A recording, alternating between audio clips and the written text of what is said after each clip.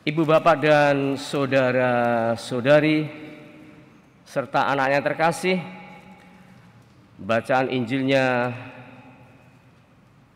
cukup panjang, ya kan?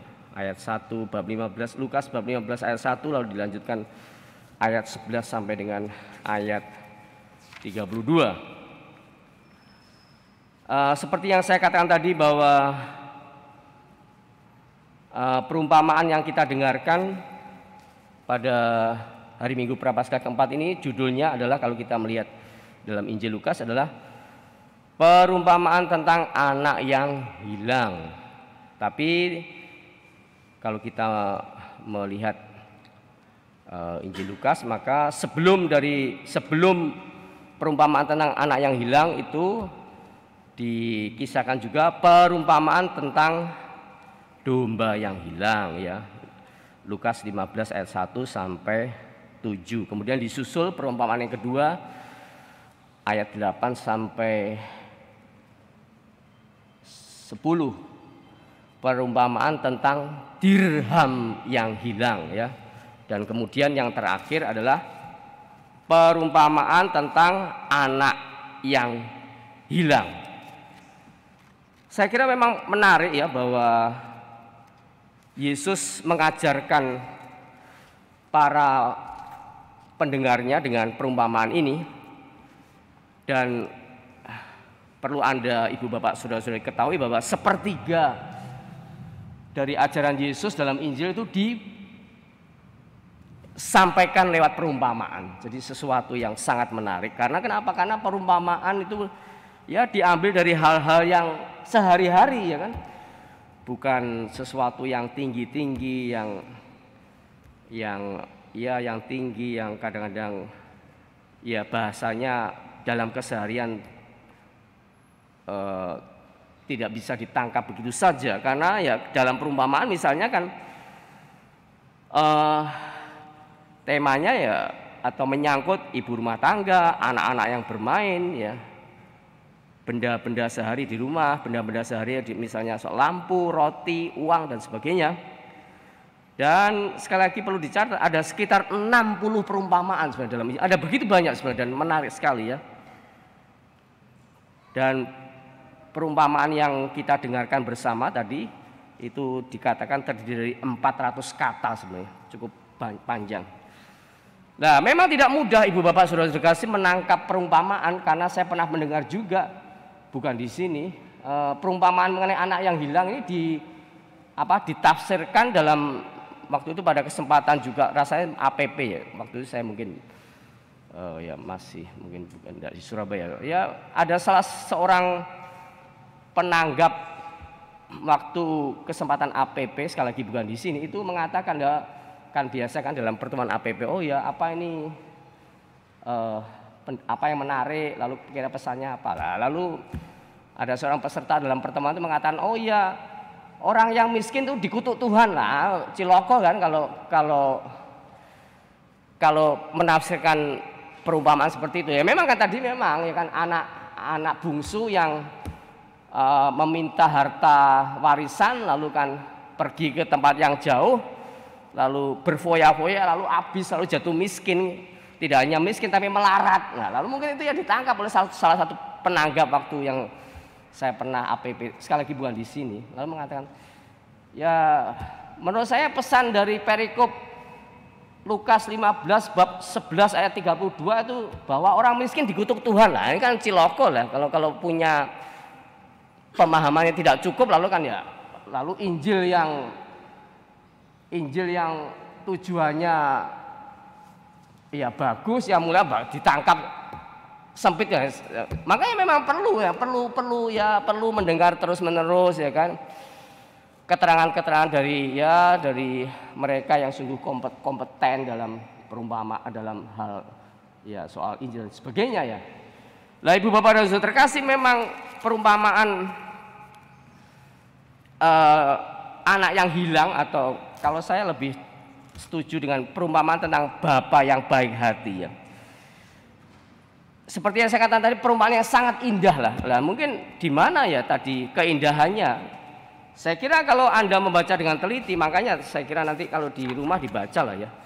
Dibaca bagus ya. Paling tidak dari momen inilah ya.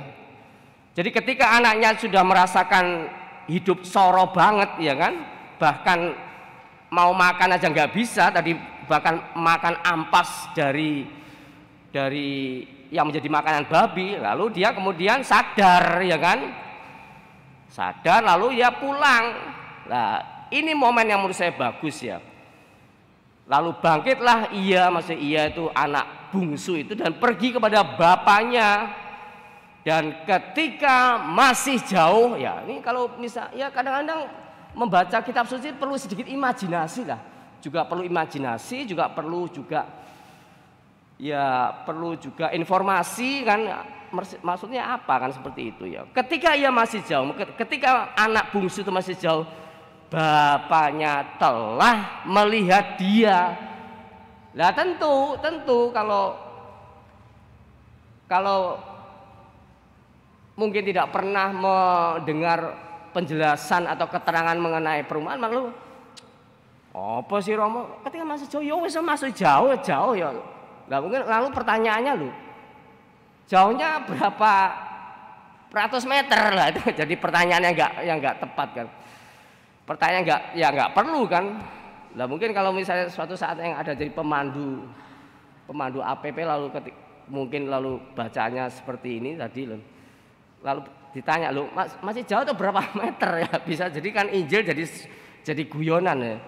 Masih jauh berapa meter, misalnya Pak atau Romo, 100 meter 200 meter ya makanya kadang-kadang diperlukan kepekaan lah, kepekaan itu kadang-kadang kan ya bisa dilatih kan ya, kayak Lionel Messi kalau menendang tendangan bebas itu bisa masuk, itu kan kepekaan, itu kan intuisinya, instingnya tajam ya karena dilatih ya kan, dan latihannya pasti 10.000 kali sudah mungkin selama hidupnya seperti itu ya. Sama kalau kita ingin melihat sesuatu lebih jeli, lebih teliti, lebih dalam ya kadang-kadang diperlukan kepekaan kan ya kan, dan kepekaan itu bisa dipertajam, diasah kalau kita sering latihan iya kan ya. Dulu kalau saya bulu tangkis kalau di klub ya, kalau ngenet itu ya 500 kali sekali latihan, 500 kali Pak Didi pasti tahu, 500 kali ngenet gini ya kan. Begitu supaya tajam ya kan, begitu. Sama lah kalau ya sama lah Anda dalam bisnis, kalau nggak pernah ya kan, kalau sering berinteraksi dengan sesama pebisnis kan jadi tajam. Kalau tajam, oh ya ini mungkin ini bisnis ini bisa dilakukan, mungkin ini kan. Oh ini tidak mungkin, ya wis ditolak ya, seperti itu kan. Sama kalau kita ingin masuk dalam kedalaman Injil ya kan, ya sekali-kali buka Injil lah, atau paling enggak sering mendengarkan renungan-renungan kan di paroki kita juga ada. Nah sama, jadi saya mengatakan salah satu hal yang menarik dalam perumpamaan anak yang hilang, atau saya mengatakan bapa yang baik hati ini dalam momen ini. Jadi ketika anak bungsu masih jauh, bapaknya telah melihat dia ya kan. Anda bisa membayangkan untuk menunjukkan apa? Untuk menunjukkan ya ini bisa diartikan secara rohani misalnya, bahwa Allah itulah yang pertama-tama berinisiatif ya kan, melihat dulu kita ya. Dalam konteks pertobatan masa prapaskah ini ya kita diingatkan bahwa dalam pertobatan itu selain tentu dari usaha kita, tapi juga dari Allah sendiri, Allah yang menganugerahkan rahmat pertobatan ya, begitu kan. Ini kan dimaksud seperti itu. Lah mungkin ini kan luput dari pemahaman kita, mungkin dari pengertian kita. Jadi ketika ia masuk, Bapa telah melihat dia, tergeraklah hatinya oleh belas kasihan. Bukankah frasa ini sering dikatakan dalam Injil ketika misalnya Yesus menggandakan roti, ketika melihat orang-orang itu yang pengikutnya itu sudah sore, lalu mereka sepertinya udah lemes dan kelaparan, kemudian Yesus tergerak hatinya oleh belas kasihan ya kan, sehingga Yesus menggandakan roti. Lalu Bapa itu berlari mendapatkan dia dan merangkul dan menciumi dia. Sebuah momen yang romantis tapi juga dramatis kan. Inilah salah satu keindahan Injil ini ya kan.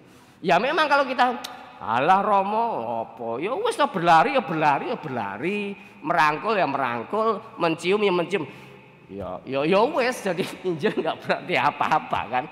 Ya beda kan kalau Anda langsung apa misalnya pagi-pagi kan setiap hari apa tuh Rebu atau sama Jumat tuh ibu-ibu sini, ibu-ibu yang banyak pakai jilbab tuh kan. Wah, itu seru tuh ibu-ibu itu kalau saya dengar dari kamar saya. Kalau sudah disetelkan lagu macam-macam yang dangdut itu langsung ruame lah. Ya ini kepekaannya memang beda gitu.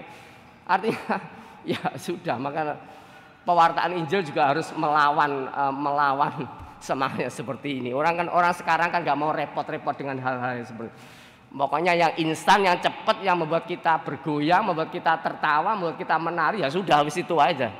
Bisa jadi karena ya hidup dirasakan makin sulit, hidup makin menghimpit, hidup makin susah, maka ya wis loromo wis pokoknya wis ngono wae lah.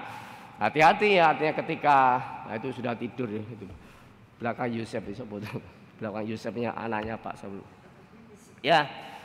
Nah inilah ibu bapak dan saudara terkasih ya. Jadi ini juga punya arti rohani, artinya ketika ya tadi. Jadi lalu apa yang dikatakan oleh bapaknya tadi? Ketika anaknya mengatakan bla bla bla, aku telah berdosa terhadap surga, terhadap Bapa, aku tidak layak. Apa respon bapak tadi? Bapaknya tidak menjawab ini, tapi apa? Dia langsung mengatakan kepada para hambanya, lekaslah bawa kemari pakaian yang terbaik, pakaikanlah itu kepadanya, kenakanlah cincin pada jarinya, sepatu pada kakinya, ambillah lembu yang paling gemuk, sembelihlah, marilah kita makan dan bersukacita. Anda nggak bisa merasakan betapa respon yang ini Pak Tari ngantuk ya Pak, selamat tidur Pak ya. Jadi ketika anaknya mengaku dosa ya, saya berdosa terhadap surga, terhadap Bapak, saya memang anak durhaka, kan Bapak jadikanlah aku salah satu pegawaimu saja.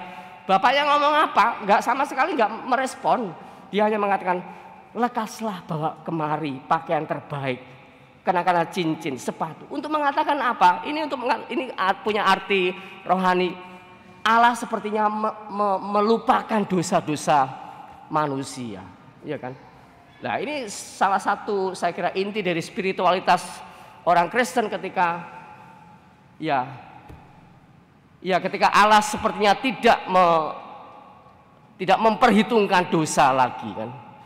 Ya karena kalau Allah memperhitungkan dosa seperti ini dikatakan Mazmur, kalau Allah menghitung-hitung kesalahan, siapakah dapat bertahan? Artinya apa? Ya kalau Allah itu ngitungnya seperti hakim di pengadilan, kita semua tidak layak untuk menikmati surga. Katakanlah begitu kan? Iya kan? Nah seperti itu. Nah ini sikap bapaknya yang baik hati ini ditanggapi oleh si sulung.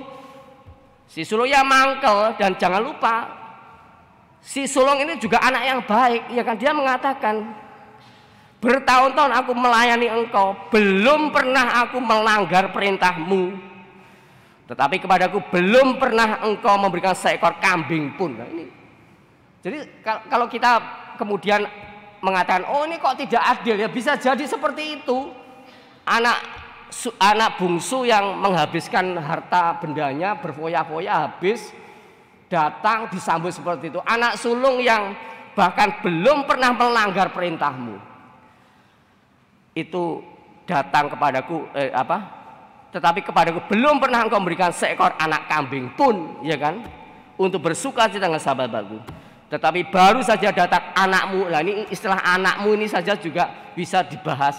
Jadi anak sulung itu mengatakan adiknya sebagai anakmu, untuk mengatakan dia marah, dia marah, dia sinis terhadap anaknya itu, terhadap adiknya. Lalu dia tadi dikatakan, tetapi baru saja datang anakmu, bukan mengatakan adikku, tapi anakmu, untuk mengatakan apa? Kekesalan dan kekecewaan anak sulung, ya, seperti itu kan. Nah, lalu apa artinya perumpamaan ini? Tentu salah satunya bahwa perumpamaan ini sebenarnya juga untuk sedikit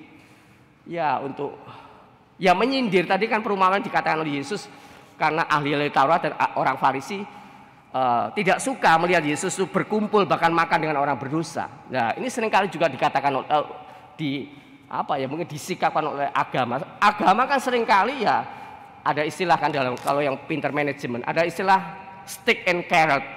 Stick itu tongkat, ya stick tongkat. Carrot itu wortel.